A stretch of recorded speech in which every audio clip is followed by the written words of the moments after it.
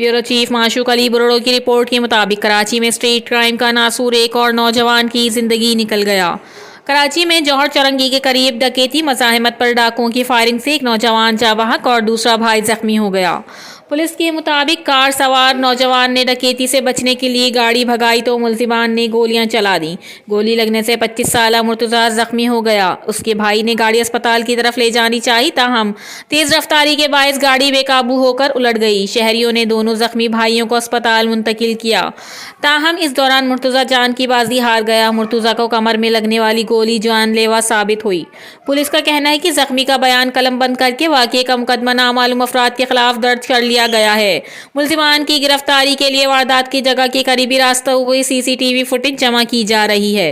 Report के मुताबिक कराची में रवा साल स्ट्रीट क्राइम की वारदातों के दौरान डाकुओं की फायरिंग से अब तक 125 अफराद जाँ बहक हो चुके हैं। Reporter Mashooq Ali Barodo, CCN news.